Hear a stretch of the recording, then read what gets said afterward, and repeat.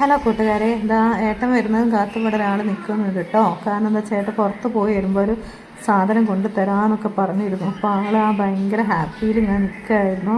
ഏട്ടൻ വരാൻ വേണ്ടി ഇങ്ങനെ കാത്തിരിക്കുമായിരുന്നു കേട്ടോ.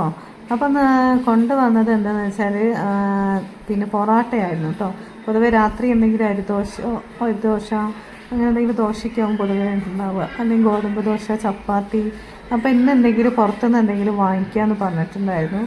അപ്പോൾ ഏട്ടപ്പം ചിക്കനും മീനൊന്നും കഴിക്കാറില്ല. അപ്പോൾ അതുകൊണ്ട് തന്നെ പിന്നെ ഒക്കെ വെജായിരുന്നു കേട്ടോ കൊണ്ടുവന്നത് എല്ലാവർക്കും. അപ്പോൾ അതാ പൊറാട്ട ഉണ്ടായിരുന്നു, പിന്നെ ചപ്പാത്തി ഉണ്ടായിരുന്നു. ഏട്ടന് ചപ്പാത്തി വേണമെന്നാണ്, ചപ്പാത്തി ഉണ്ടായിരുന്നു. പിന്നെ പനീറും ഉണ്ടായിരുന്നു, മഷ്റൂമും ഉണ്ടായിരുന്നു കേട്ടോ. അപ്പോൾ അത് അമ്മയെ മോൻ പിടിച്ചേൽക്കാൻ, അമ്മ ഉറങ്ങായിരുന്നു. അപ്പോൾ അമ്മേനെ പിടിച്ച് ഇങ്ങോട്ട് കൊണ്ടുപോകുന്നതാണ്, ഭക്ഷണം കഴിക്കുക അച്ഛമ്മ വാങ്ങിട്ട്. അപ്പോൾ ഇതാട്ടോ, ഇതാണ് നമ്മുടെ മഷ്റൂം കറി. പിന്നെ ഇതാണ് പനീർ. അപ്പോൾ എനിക്ക് ഇതിൽ ഏറ്റവും ഇഷ്ടപ്പെട്ട കറി പനീറാണ് കേട്ടോ. ഒന്നും കൂടെ ടേസ്റ്റ് എനിക്ക് തോന്നിയത്, മഷ്റൂമിനെക്കാട്ടി ടേസ്റ്റ് ആയി തോന്നിയത് പനീറാണ്.